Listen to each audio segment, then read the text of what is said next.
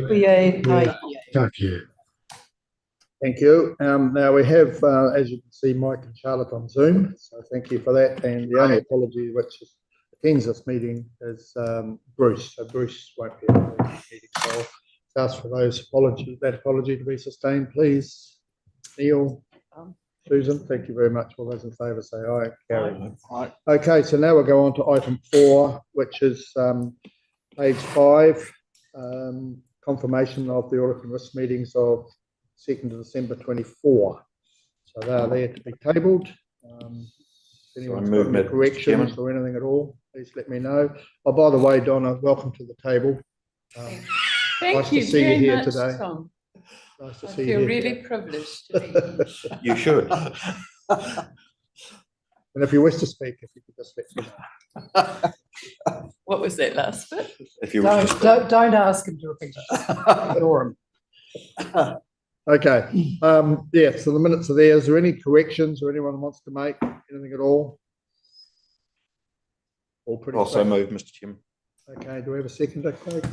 Okay, all those in favour say aye. Aye. Carried. Okay, so now we'll go on to tab 5, which is on page 10, and that's the financial report. Mike, please, if you're ready to go there. Chair, thank you very much. So we're presenting the October and November financial reports, and the paragraphs 8 and 9 are the key variances. The big ticket item remaining the Port Taranaki dividend is currently under budget. We were due to have a catch up with the chair and chief executive this week, but that's will now have to be rescheduled, but as soon as possible. And of course that will have implications for what the final numbers end up being in the 25-26 annual plan. Other than that, there's nothing of any particular concern. We've got some unders and overs in paragraph 9, and we've got our communications and engagement report. Very happy to answer any questions, Chair. And we've got Amy here as well. Amy, would you like to come up and table, please? So, she's getting organised. If there's any questions along the way? 31.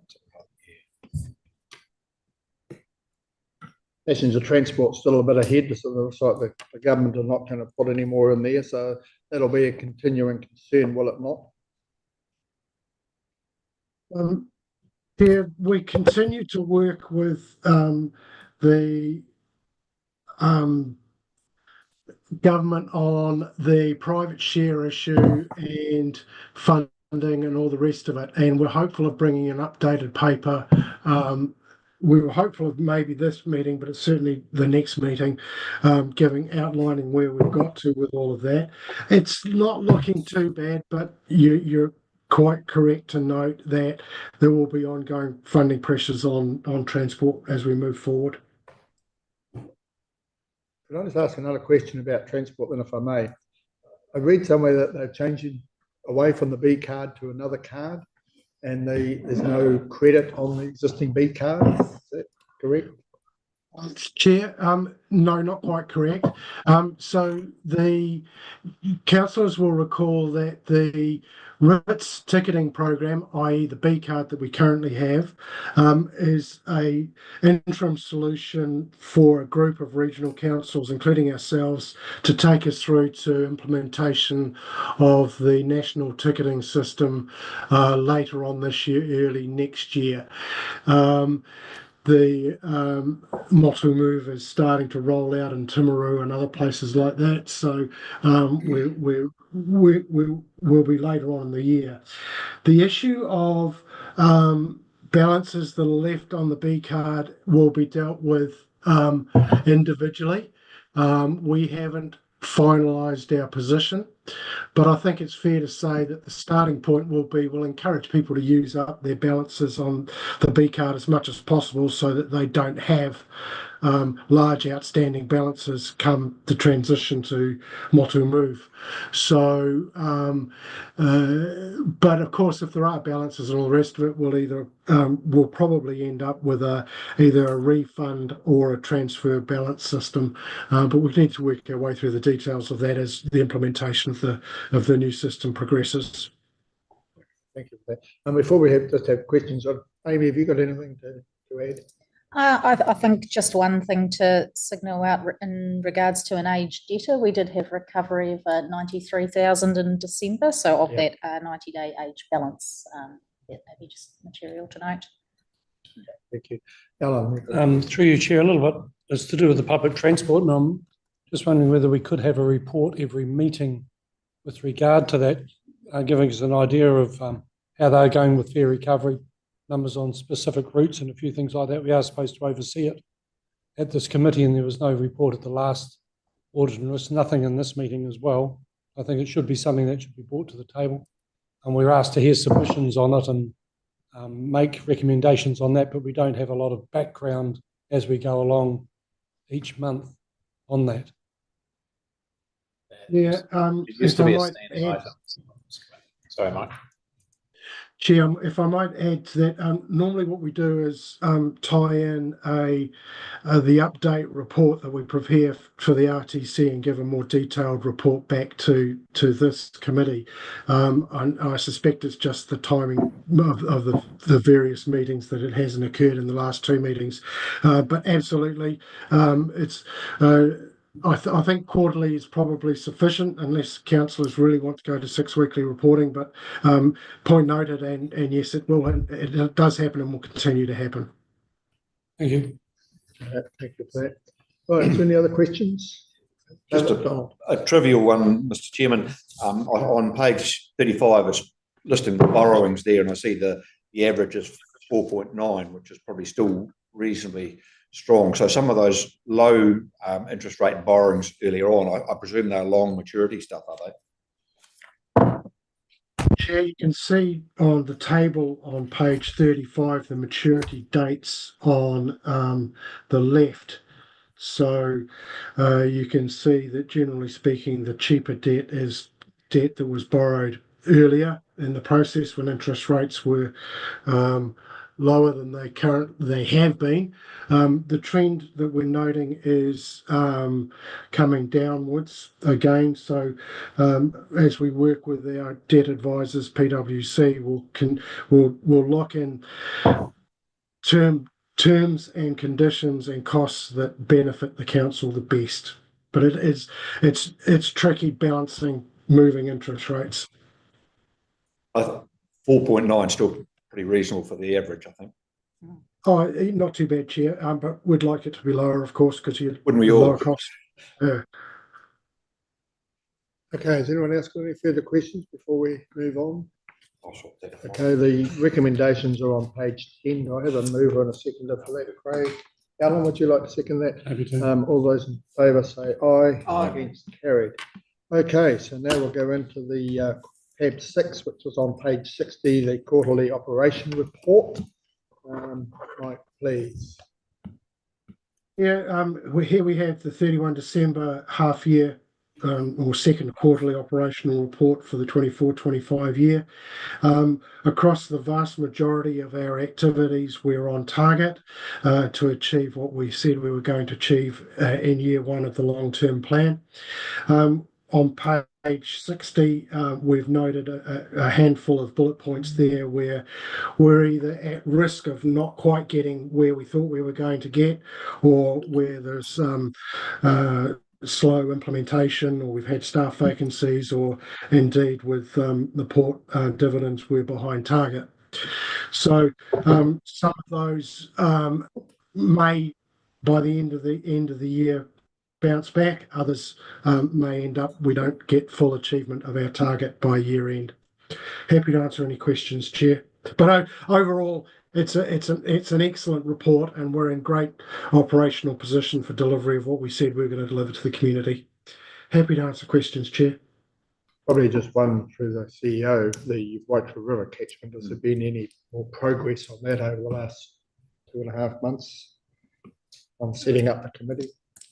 We have now just received 2 weeks ago a proposed joint management agreement with Ngāti Maru, which is in the negotiation process around the Waitara River agreement. We had effectively parked the heads of the agreement process until we had the JMA, given the close relationship between the two.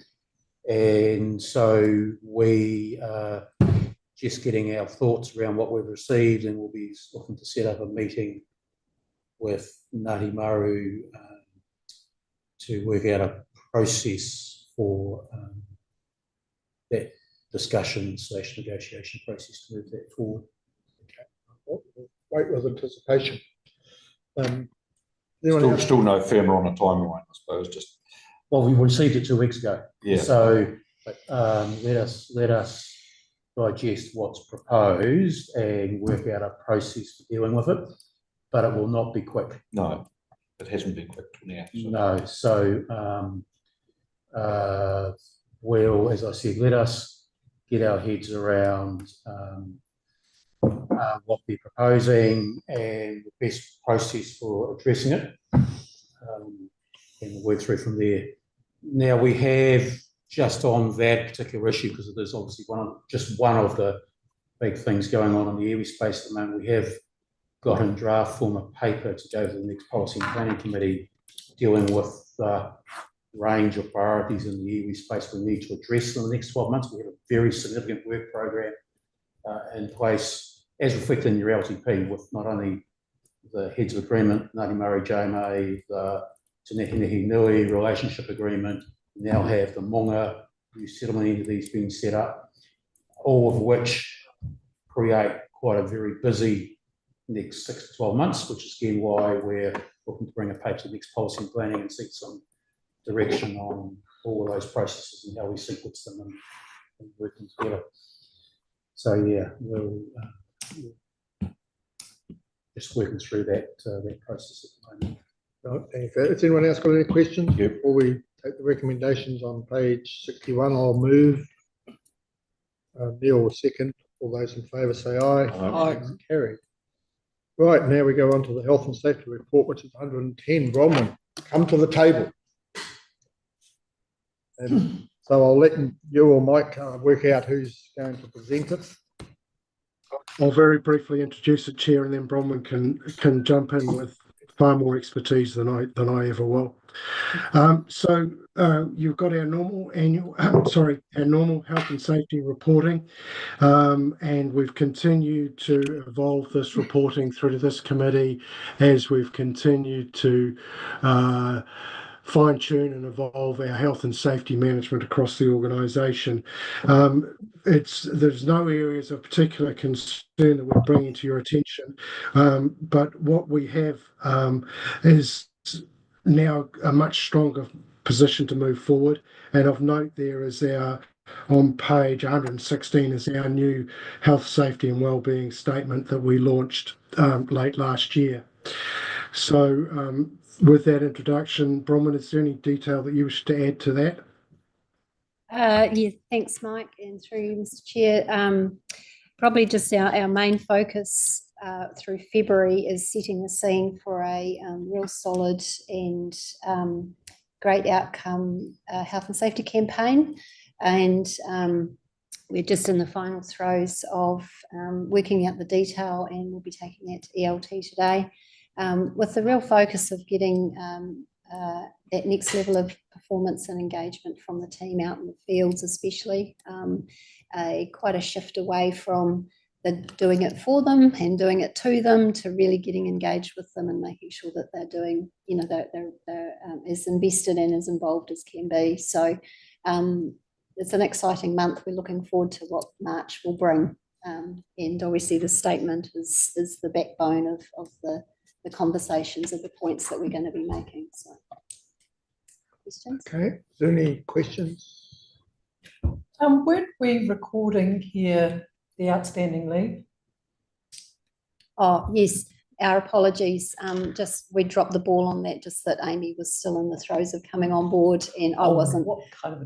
It will be rectified. It will absolutely be rectified next report. Thank you very much. We'll take the won't you? From memory, last meeting, it was Okay.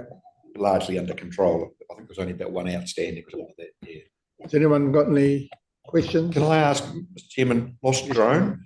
Oh. What's part So of it? yes, that did raise a few questions. Page 112. Yes. Somebody trying to retrieve a lost drone. No, it just came through as a lost drone. So there was a few questions around where the drone was lost and how the drone was lost, which eventually did result in an incident report being put in. So it dropped out of the sky, as drones tend to happen, and got washed away. So, but yeah, it does highlight the importance of making sure that we're getting good reporting at our end, and we're actually following back and circling back and seeing, just getting good answers from the team as to what actually happened in different instances. So that raised a few eyebrows. But it had a safety mechanism in it to mean it landed safely, or did no one find it? It landed in a river, which was probably Okay. Not ideal. So yeah, no, not ideal. But drones tend to fall out of the sky sometimes. So we've got. They normally got a safety mechanism to. Not always. Bring them Not home. always. Yeah. I mean, perhaps it's not appropriate for this particular session, Mr. Chairman, but I guess it's interesting to see how much, and I know in our own case, how much drones are saving. Oh yeah. Saving activity, and whether this is something that relates to health and safety in as much as some of the more dangerous things that people might have had to do. And I know that some of the tracks in backcountry Taranaki are real horrors to drive up. I've driven up myself and anything could happen. I just wonder, have you moved towards a policy perhaps of using drones more to do this work rather than actually having people do it? Through Mr. Chair, there's definitely a big increase in drone activity at TRC, and that's an area of opportunity and also risk that we have to make sure that we manage carefully. So we're definitely reviewing that process.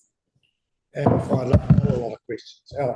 I was just curious to why it had a lost drone in here, unless someone was injured trying to retrieve it or it hit someone. Why would we have a? Yep. So good question. I think it's an incident.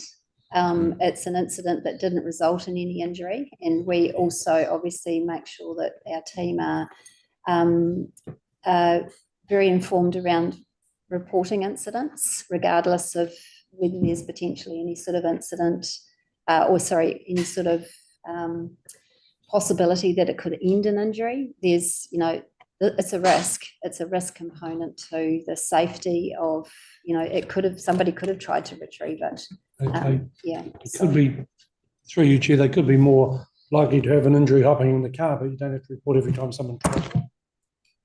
I guess we're really trying to expand the reporting to include all areas of incident, near miss, risk, health and safety observations and wellness observations, and feedback as well, because a good health and safety system should be robust enough that we're getting reporting in from every angle, not just if it results in an injury or a possible injury.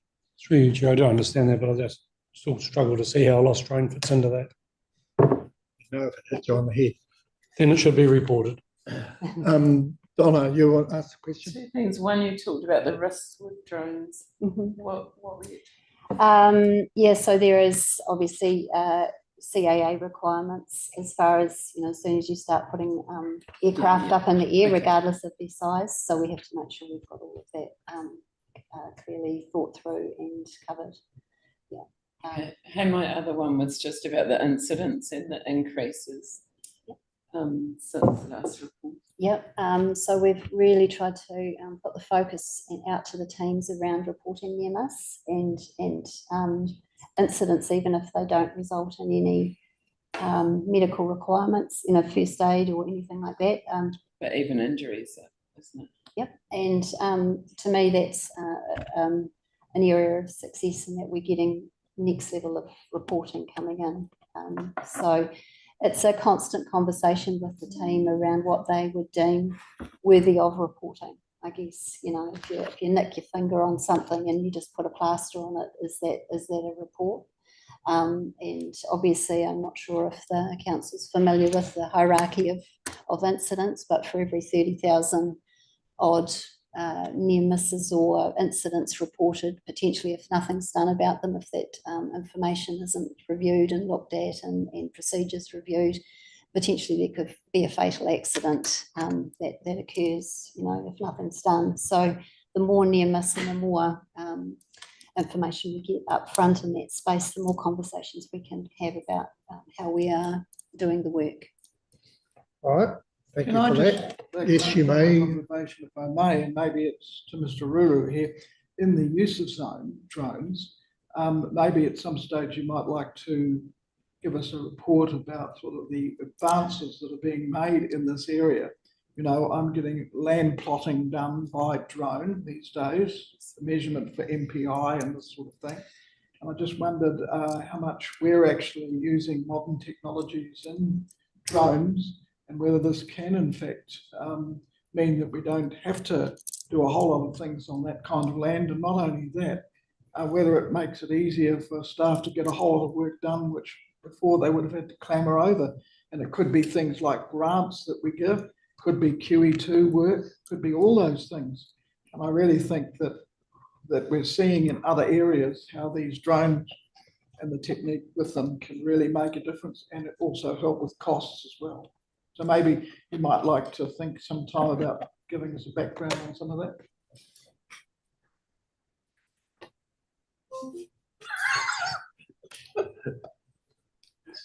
Yeah, if I might add to that, is the increasing use of technology at the TRC, drones and much wider over the last 5, 10, 15 years has significantly altered the way we do business. Our productivity, our effectiveness, our efficiency has increased exponentially based on the use of technology. The next big jump, interestingly, we suspect the next big jump will not necessarily be from drones or even AI, but more likely to be the standardization of work processes and business flows when we implement Iris Next Gen next year. So maybe focusing on drones is a fraction narrow, and maybe a background paper at some point on the wider use of technology in the organisation would be interesting to councillors. Yeah, that would be great. Yeah, we've got, because you've signed off on digital strategy, which is at the heart of a lot of that, and there is a lot of change happening right at the next, you know, we're partway through the implementation process of that. So Mike, even an update on the progress against the overall strategy fits absolutely nicely with that, rather than diving into just one actually relatively small part of it. I think that's really good, Mr. Chair. I also think, of course, we've got AI coming along, and that must also be a big well, and again, that's part of the digital space. There are some pretty significant risks associated with AI, but and again, the team are doing work. It's all part of that bigger digital strategy piece of work that we are progressing well through that process. Which we can work down further on. Milestones for you. Donald, is it relevant to this? Pardon? Is it relevant to this? Yeah, a comment that Mike just made. You talked about Next Gen Iris and bringing standardisation of process, etc. Does that mean nationwide, not just within this council? That's one of the overriding objectives, principles of the Iris Next Gen project, is standardisation of business processes and around best practice as defined by the sector. It will be the 10 regional councils and unitaries that are signed up to Iris Next Gen. We've still got a handful that haven't signed up to Iris Next Gen, but yeah, a really significant majority of the country will be standardising business practice. The previous iteration of Iris it was very much the software was changed to match the business process. With Iris NextGen being a cloud-based product and only one solution, it is you change your business practice rather than you change the software. Everybody uses the same solution. Well, through you, Mr. Chairman, I just see that's a great step forward that we're all standardising across the country so that, yeah, we're all talking apples, not bloody pears, you know. So it's just, yeah, that's a great step forward. Thank you. All right, we'll move on. Nothing else. The recommendations on page 110, I'll move those, and in doing so, Roman, I just want to thank you and your team for a thorough report and also the quality of the answers that you're giving us. They're very excellent and thorough, so we really appreciate that coming from you and your team. So thank you for that. Do I have a seconder? Craig, all those in favour say aye. Aye. Carried. Okay, now Jendy's around somewhere on tab 8 for the Yarrow Stadium update. She's there somewhere, is she? We'll come in a minute. Yep. So Mike and Jendy will deliver this item. So, thank Morning, you. Jendy. Morning, everybody. I'll let Mike kick off and then I can Sorry, jump Mike. in. It's all right. Thank you, Chair. And acknowledging Bruce Robertson's apology earlier in the meeting, he has sent me some notes around the risk approach reporting that he usually does, but I'll cover those off in the public excluded part of the meeting. Not that there's any particular problems, but just that it lines up better with the reporting that's in that item.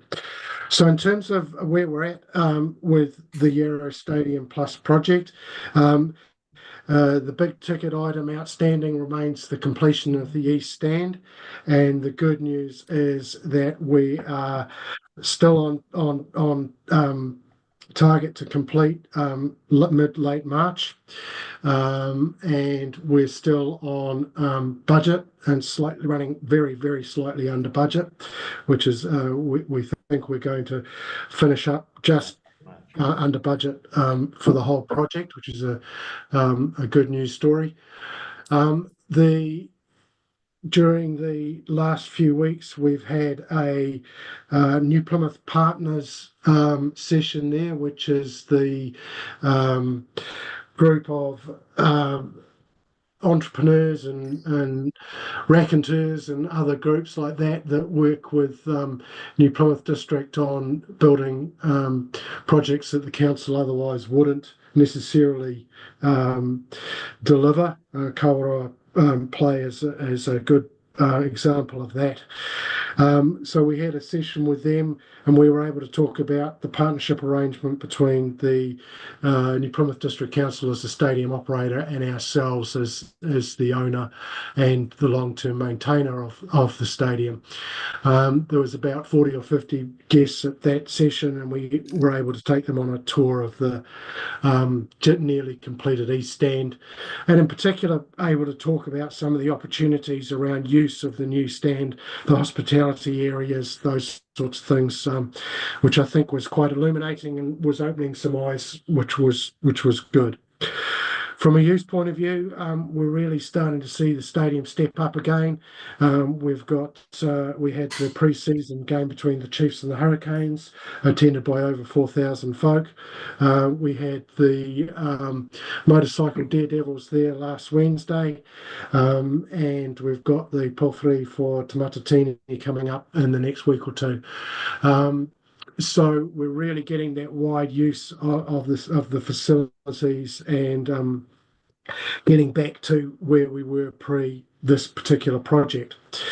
The other newsworthy item was the completion of the sponsorship arrangements that New Plymouth District Council had as the stadium operator with Yarrows, the Bakers, and so their 20-year sponsorship of the stadium comes to an end in March. In the interim, the stadium will go back to the name it had during Rugby World Cup, being Stadium Taranaki, and then as New Plymouth will then do the full search and securing new naming and sponsorship rights over the next little while. that's the high level where we're at. Jendi, did you want to add anything over and above that? No, I don't think, I think that's a fabulous summary. I don't think I could top that. That's an easy way out. Happy to take questions, as Yeah, always. thank you. But it was, Okay, yeah, well covered. We'll aim all the questions at you then. Okay, so is there any questions or anything about the stadium in this part of the meeting? And Donna, I just wonder, so Mike, it's NPDC that organises the sponsor for the naming rights, not us. So the management agreement between the Taranaki Stadium Trust and the Plymouth District Council delineates the roles and responsibilities quite clearly. So operating the stadium and routine maintenance and the funding of all the stadium operations and anything like that is NPDC. We're responsible for long-term maintenance and development of the stadium as the stadium owner. So that negotiating sponsorship arrangements and all the rest of it falls firmly in the camp of NPDC. all right. Anyone got any other questions or anything? Certainly look good with all the photos from the other day. No questions? Donald, would you like to move? Neil, would you like to second? All those in favour say aye. It's carried. Okay, we'll now go into item 10, which is public excluded under the Official Information Act and the Meetings Act 1987. I'll move. Do we have a